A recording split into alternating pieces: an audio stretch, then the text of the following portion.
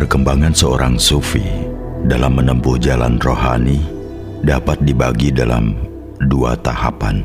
Pertama, dia melewati sebuah proses peredaan konflik batin dan mengurangi kekuasaan hawa nafsu hingga dia mencapai keselarasan psikologis, keseimbangan, dan ketenangan batin.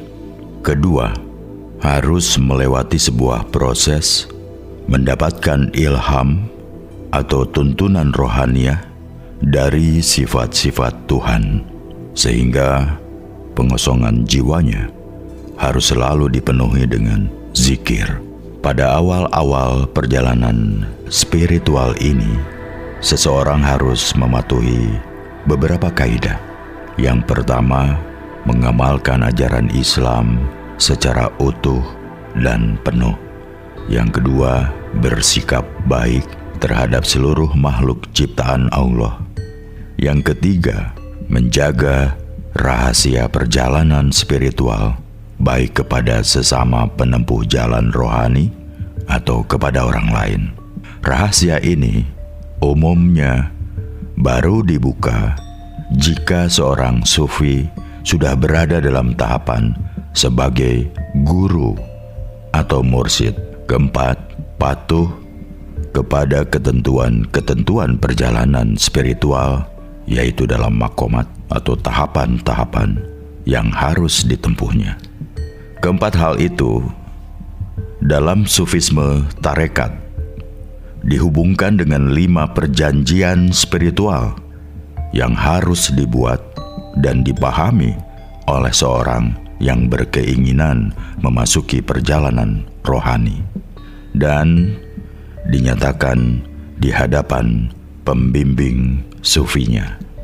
Yang pertama, patuh kepada syariat suci Nabi Muhammad sebagai penutup para nabi. Seluruh kaidah dan ketentuan atau adab syariat harus dipegang kokoh. Ia harus menjadi muslim kafah. Ia juga memperhatikan torekoh para ulama sufi sebagai pengayaannya. Yang kedua, bersikap baik terhadap semua makhluk Allah, tidak mengganggu, bahkan bersahabat terhadap semua makhluk ketika menempuh perjalanan rohani. Ketiga, menjaga rahasia spiritual. Ia tidak mengungkapkan pengalaman dan rahasia spiritual yang diperolehnya, baik melalui pengalaman atau tuntunan guru dan ilmu. Hal ini dimaksudkan untuk menghindari kesalahan persepsi, di mana pengalaman spiritual masing-masing orang tidak sama, juga demi menghindari pemahaman yang salah bagi orang atau kalangan yang memang belum pernah mengenal jalan rohani. Yang keempat, pengabdian di jalan spiritual. Sufi harus mematuhi dan menerima sepenuh jiwa dan raga semua aturan yang harus dilaksanakan dalam proses perjalanan rohani. Karena hanya dengan sikap inilah perjalanan rohaninya akan menjadi efektif dan terhindar dari keraguan atau hal yang menyesatkan. Yang kelima, Dijaz. Ketika mulai memasuki pengembaraan sufi, ia telah memilih tekad dalam hatinya untuk mengorbankan diri demi sang kekasih, meleburkan unsur kemanusiaannya ke dalam ilahiyah. Untuk itu, ia menandai tekadnya itu dengan ritual khusus, menyediakan hidangan khusus sesuai dengan anjuran dan tradisi sufi, dibagikannya kepada para fakir miskin atau kepada sesama sufi. Makanan hidangan inilah yang dalam tradisi sufi Persia disebut Dijaz. Selanjutnya, inti perjalanan rohani seorang sufi tergambar jelas dalam rangkaian huruf yang membentuk kata tasawuf itu sendiri, yaitu ta, syod, waw, dan fa. Huruf ta berarti taubat. Taubat dalam pentahapan sufi merupakan langkah pertama dan utama dalam perjalanan menuju Allah. taubat yang dilakukan harus meliputi taubat zohir dan taubat batin. Langkah lahir dalam bertaubat dilakukan melalui perkataan, perbuatan, dan perasaan. Caranya dengan membersihkan diri dari dosa dan noda, serta lebih banyak mentaati perintah Allah, berbuat dan berniat sesuai dengan ketentuan Allah.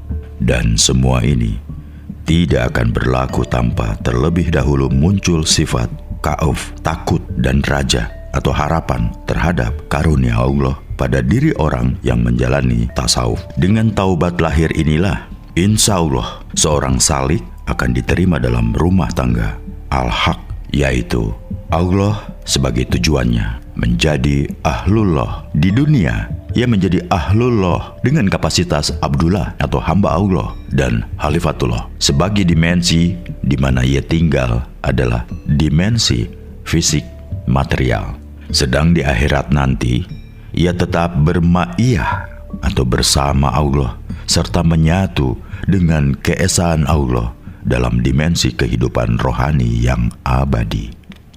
Taubat rohani, peranannya berada dalam hati, yaitu membersihkan dan mensucikan hati dari keinginan-keinginan duniawi yang diimbangi dengan kesungguhan serta penuh harap untuk mencapai dan mengenal Allah. Inti taubat rohani adalah tazkiyat al-nafs wa tasfiyat al-qulub, mensucikan jiwa dan membeningkan hati. Karena dengan itulah samudra ma'rifatullah akan tergelar baginya. Peringkat setelah taubat adalah keadaan damai dan sentosa. Ini berarti safa yang dilambangkan dengan huruf sod. Dalam tingkatan ini diperlukan dua langkah yang perlu dilaksanakan. Pertama, langkah menuju pembersihan hati. Kedua, langkah menuju pusat rahasia, the secret center. Langkah menuju pembersihan hati dilakukan dengan membebaskan diri dari beban-beban serta ikatan duniawi. Segala hal yang berbau duniawi, jika tidak disikapi dengan hati, pasti akan mendatangkan kenegatifan dalam bentuk keresahan, perasaan gundah gulana, dan beban batin lainnya. Dengan ikatan tali hawa nafsu itulah hati diikat dan tidak bisa lepas dari bumi untuk terbang ke langit. Cara yang paling efektif adalah zikrullah.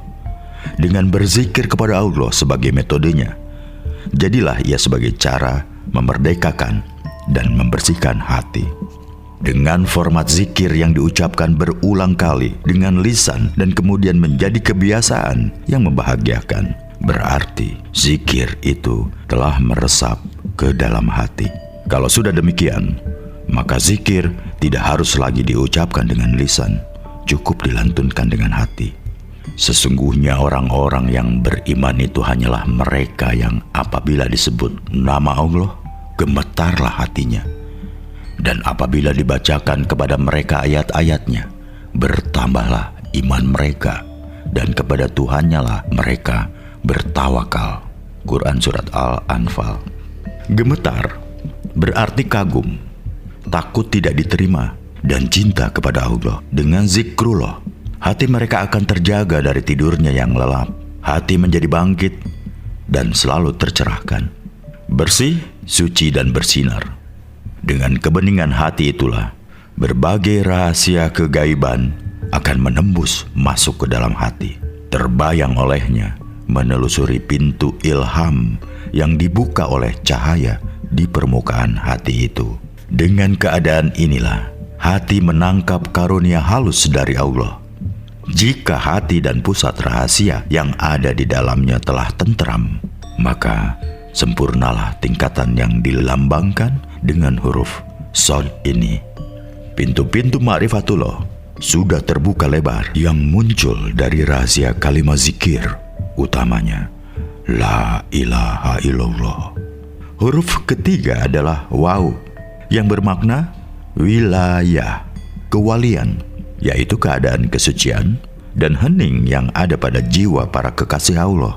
Keadaan ini tergantung pada kesucian rohani seseorang. Tentang waliullah ini, Allah berfirman, "Ingatlah sesungguhnya wali-wali Allah itu tidak merasa khawatir terhadap diri mereka dan tidak pula bersedih hati."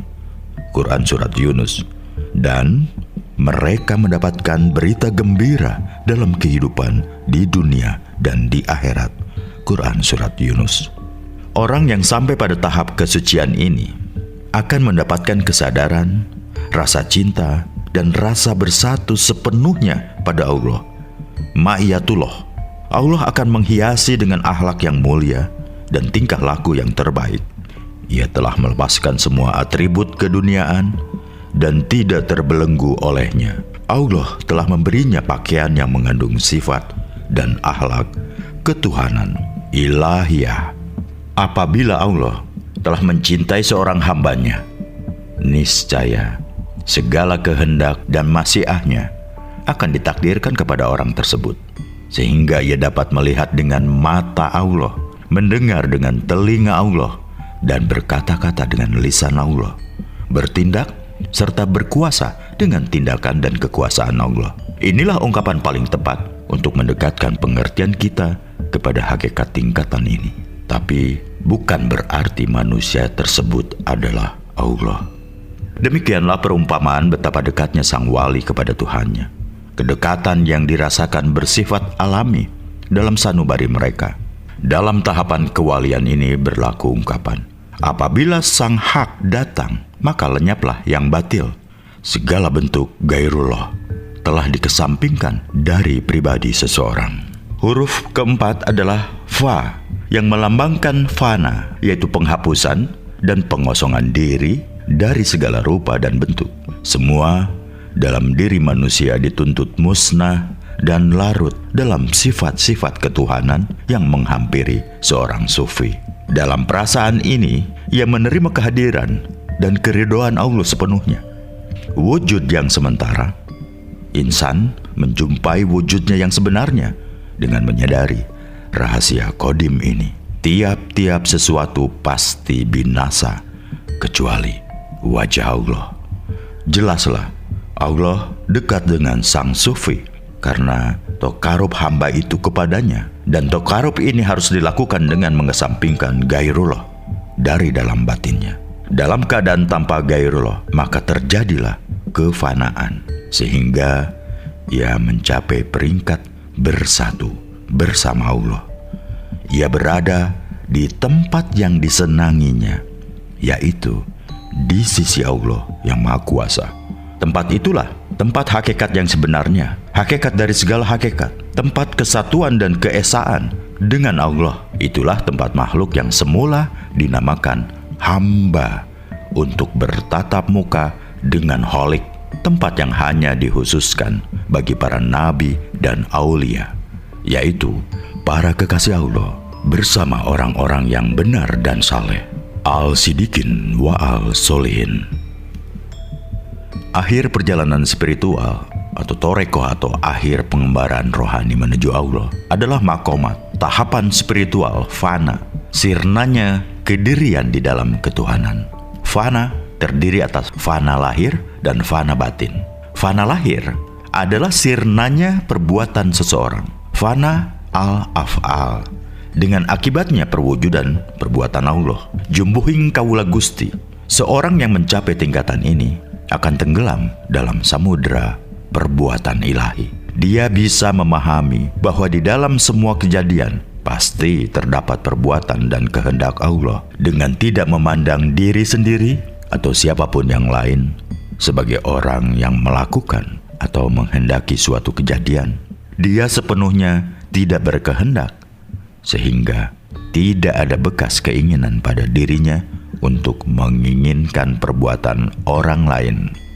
Fana batin mencakup sirnanya sifat-sifat diri, fana al-sifat, dan sirnanya zat diri, fana al-zat. Kadangkala dalam menemukan sifat-sifat Tuhan, pemilik keadaan atau hal ini tenggelam di dalam sirnanya sifat-sifat diri. Pada saat lain, dalam menyaksikan pengaruh mulia zat Tuhan, dia tenggelam dalam sirnanya zat. Pada permulaan fana batin ini, si sufi kehilangan kesadarannya sesuai dengan kemampuannya.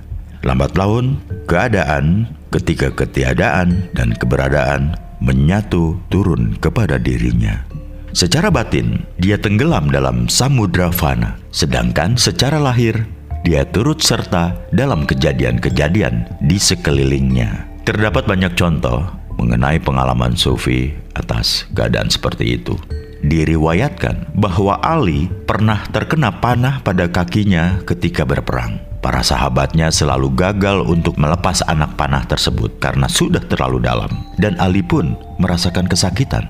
Atas saran Nabi, mereka diperintahkan untuk mengeluarkan anak panah itu ketika Ali berada dalam keadaan sholat. Akhirnya mereka pun berhasil mencabutnya dengan mudah. Sementara Ali tidak merasakan apapun karena tenggelam dalam fana di dalam sholatnya.